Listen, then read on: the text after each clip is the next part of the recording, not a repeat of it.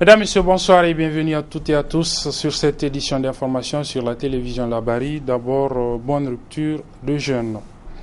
Le dernier Conseil des ministres a décidé, comme vous le savez, de transmettre à l'Assemblée nationale une requête aux fins de lever d'immunité parlementaire d'un député national. Le député en question, c'est le député président du groupe parlementaire du Modern F. Aloumana Africa, Bakary Seydou Sangaré. Son immunité sera levée pour qu'il puisse être entendu dans le cadre d'une affaire de gestion le concernant lorsqu'il était coordinateur de la cellule crise alimentaire où il aurait attribué plutôt un marché et payé le dit marché sans qu'il ne soit livré. Depuis l'extérieur du pays où il est en mission, le député Bakary Seydou a tenu à réagir à l'introduction de cette requête aux fins de levée de son immunité. Je propose de suivre un extrait de cette réaction sur les explications que le député Bakary Seydou a données par rapport à l'affaire en question avant de le retrouver dans son intégralité à la fin de cette édition.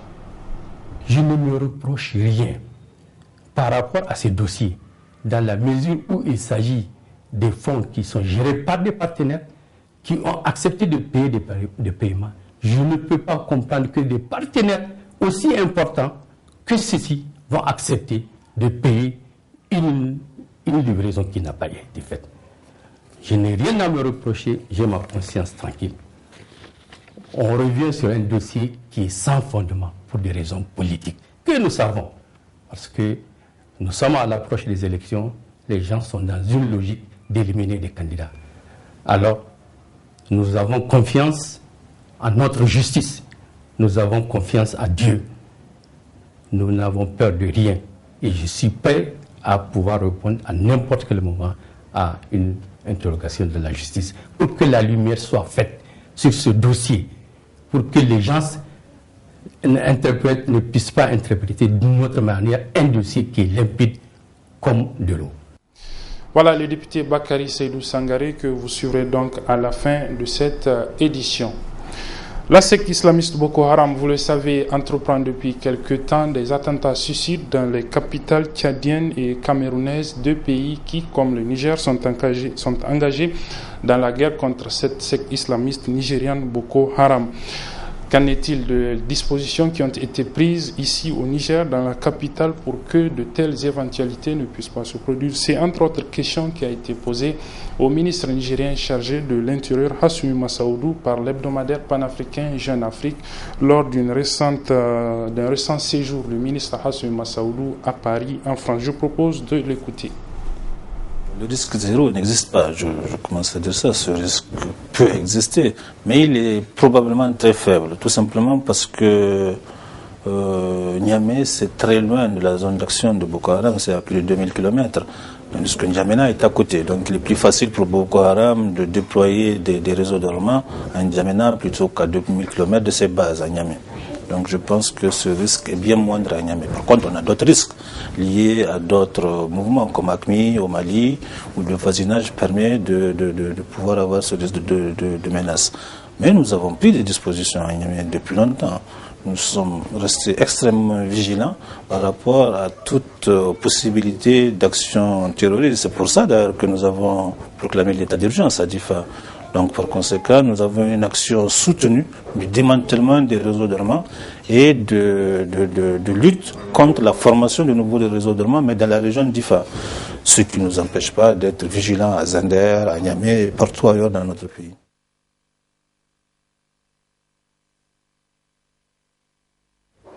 Il n'y a pas de durcissement sécuritaire au plan intérieur. Il y a des mesures qui ont été prises dans la région d'Ifa. Il y a l'état d'urgence qui a été pris, c'est tout à fait normal. Nous ne pouvons pas avoir une situation, un état de guerre dans une région sans prendre des mesures exceptionnelles. Mais par contre, au-delà de la région d'Ifa, c'est la loi, le droit commun qui s'exerce sur l'ensemble de notre pays. L'état de droit garantit les libertés et vous pouvez vous circuler partout à Niamey sans restriction, partout au Niger sans restriction. Il n'y a pas de restriction quelconque aux libertés dans notre pays. La presse est totalement libre et très impertinente. La critique, y compris sur notre action à Difa, est tout à fait permise et au demeurant, tous les jours, le gouvernement est critiqué. À l'Assemblée nationale, nous sommes interpellés tous les jours sur notre gestion. Nous justifions chacun des actes que nous posons, y compris dans le cadre d'état d'urgence. Donc on ne peut pas parler de durcissement On ne peut pas parler de cessement. Nous avons un état de droit, mais tout simplement, attention, l'état de droit, il y a l'état. Nous n'accepterons pas que l'état se délite au nom d'une quelconque volonté d'apparaître comme un bon élève de certaines ONG. Non, nous ne serons pas attêtés. Nous n'accepterons pas que le Niger se désagrège par laxisme. L'état de droit suppose un état et un respect des lois. Et nous ferons respecter la loi. Assumé Massaoudou sur Jeune Afrique Télévision. La nuit de Laylatul Qadr ou la nuit de la destinée, c'était peut-être hier, en tout cas c'est devenu une tradition, la 27e nuit. La communauté musulmane de notre pays observe cette nuit de la destinée. Ils étaient nombreux, les fidèles, à faire le déplacement de diverses mosquées pour implorer le pardon de Dieu et faire les prières surrogatoires et autres invocations pour bénéficier des bienfaits de cette nuit. Je vous propose de suivre un reportage sur la ferveur de cette nuit d'hier soir, donc avec nos reporters Nasser Seydou et Nasser Dantouf. Correspondant à la 27e nuit du mois de Ramadan, la nuit du destin où Laylatul Qadr est une nuit exceptionnelle chez les musulmans. Une nuit qui est vénérée à raison de ses caractéristiques particulières et parce que celui qui veille pendant cette nuit devient un homme d'honneur. Cette nuit de Laylatul Qadr, vraiment c'est une nuit qui est très très importante pour les musulmans parce que même les anges descendent dans le ciel pour prier avec tous les musulmans. Donc vraiment c'est une nuit que Dieu va pardonner tout péché qu'il a fait et ça va récompenser de 1000 mois. 1000 mois, donc ça veut dire 83 ans, 3 mois, plus quelques jours. Donc vraiment c'est une nuit qui est très très importante pour tous les musulmans. Vraiment c'est même obligatoirement tous les musulmans, même un petit enfant, vraiment c'est pas bon qu'il passe cette nuit dans la maison. Il doit même passer cette nuit à la mosquée s'il connaît l'importance de cette nuit. Parce que le prophète sallallahu alayhi wa sallam a dit, même un petit enfant qui a 4 ans, 5 ans, il va se réveiller toute la nuit à cause de cette nuit, Inch'Allah. Alors quel comportement doit adopter le fidèle musulman?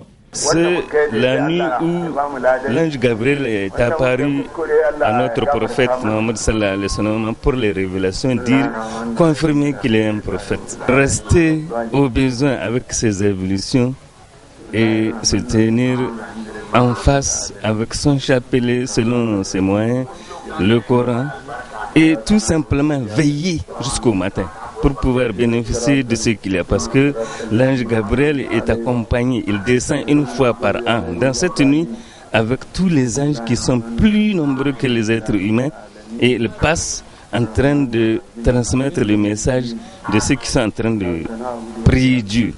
Donc ça va directement. C'est ça la nuit du décret. En cette nuit, de nombreuses personnes seront sauvées du châtiment à raison de leur acte d'adoration d'Allah. Il faut aussi souligner que la célébration de cette nuit a été faite sous haute surveillance policière. La grève du syndicat national des agents des télécommunications du Niger prévue pour se tenir demain, mercredi et après-demain, jeudi, ne tient plus. La décision de suspension du mot d'ordre a été annoncée cet après-midi à l'issue d'un protocole d'accord signé entre le syndicat et le représentant de la société de la succursale d'Ericsson au Niger, son directeur général. Les négociations pour l'aboutissement de la signature de ce protocole d'accord ont été conduites par le ministre en charge des télécommunications, Sadou Doumi, et Souley Moumouni Barma.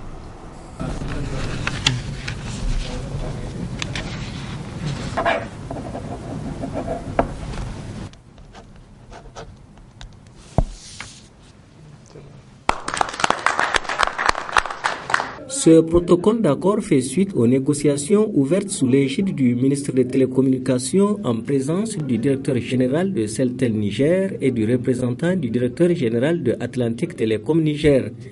Il met ainsi un terme au bras de fer qui a opposé des mois durant Ericsson Succursale Niger et le syndicat national des télécoms sur la menace de licenciement qui planait sur les militants du Sinat Télécom. À l'issue de 2 jours de discussion, les 2 parties sont convenues et arrêté ce qui suit. De la garantie et la pérennité des emplois pour tous les travailleurs d'Ericsson Succursale Niger, conformément à l'article 29.2, nouveau paragraphe 6 et 7 de la loi numéro 2015-25, du 26 mai 2015 modifiant et complétant l'ordonnance numéro 99-045 du 26 octobre 1999 portant réglementation des télécommunications, modifiée et complétée par l'ordonnance numéro 2010-89 du 16 décembre 2010, et du respect des engagements pris par Ericsson et Airtel en 2011 lors de la cession des activités de la gestion du réseau à Ericsson. Sur ces deux points, Ericsson Succursale s'engage au plus tard le 27 juillet 2015 à fournir aux représentants du personnel des propositions concrètes sur les points suivants. 1. Le nombre de postes disponibles pour un redéploiement des effectifs dans les filiales Ericsson. 2. Des propositions de mesures de départ négociées pour ceux qui le souhaitent. Dans tous les cas de figure, si au 27 juillet 2015, aucune proposition concrète n'est soumise aux représentants du personnel pour ouvrir les négociations, Ericsson Succursale Niger s'engage à reverser directement l'ensemble du personnel affecté au portefeuille de Celtel Niger, conformément à la loi 2015-25 du 26 mai 2015. Pour le cas du portefeuille de Atlantique Télécom Niger, si au 26 août 2015, Ericsson ne se conforme pas à la loi, l'ensemble du personnel affecté au portefeuille de Atlantique Télécom Niger lui sera directement reversé conformément à la loi 2015-25 du 26 mai 2015. Les deux parties s'engagent à respecter le contenu du présent protocole d'accord. Ainsi donc, à travers la signature de ce protocole d'accord, Sinat Telecom Niger a décidé de suspendre sa grève des 15 et 16 juillet 2015 et par conséquent invite les travailleurs d'Ericsson Succursale Niger à se rendre sur leur lieu de travail. Voilà, la partie magazine est donc consacrée à la réaction du député président du groupe parlementaire du modèle Lumana africain, Bakary Seydou Sangaré. Il a réagi pour expliquer les contours de l'affaire dans laquelle il doit être entendu et pour laquelle une requête aux fins de levée de son immunité a été introduite par le gouvernement au niveau de l'Assemblée nationale. Bakary Seydou a tenu à réagir à cela depuis l'extérieur du pays où il est en mission. Très bonne réception et bonne suite de nos programmes. Je suis présentement hors du pays. Je suis en mission. J'ai appris, comme vous, que le Conseil des ministres a demandé la levée de mon immunité parlementaire pour un dossier de non-livraison des céréales qui date des années 2005. J'ai tenu à faire ce point de presse pour éclairer l'opinion nationale et internationale sur les dessus de cette affaire. De quoi il s'agit ? J'ai assuré la fonction de coordinateur de la cellule crise alimentaire de 2000 à 2008. En tant que coordinateur, j'ai assuré la fonction du secrétaire exécutif d'un dispositif national de prévention et de gestion de crise. Donc, durant ces années de gestion, nous, en tant que secrétaire exécutif du dispositif, nous avons la charge d'appliquer les règles édictée par la commission mixte. Cette commission qui se réunit et qui décide de tout. Alors, dans le dossier, il est dit que nous avons donné des marchés à des opérateurs économiques et que ces opérateurs économiques n'ont pas livré. Alors, je voudrais préciser que la CCA, en tant que secrétaire exécutif du dispositif, lance des appels d'offres. À l'issue de ces appels d'offres, dans le contrat, il est clairement dit que la livraison des céréales se fait par une autre structure, à savoir l'Office national de produits vivriers, l'OPVN. Et pour assurer le double contrôle, la commission mixte de concertation, qui est l'organe qui gère le dispositif, a recruté un cabinet expert dans le domaine qu'on appelle la compagnie des experts maritimes. Et c'est cette compagnie des experts maritimes qui, à la fin, délivre un certificat de conformité en plus du PV de réception de l'OPVN. C'est au vu de ces deux documents que nous transmettons à la signature de l'État du Niger et des partenaires, donc le paiement de toute commande qui a été faite. Donc, il ne peut pas y avoir de non-livraison.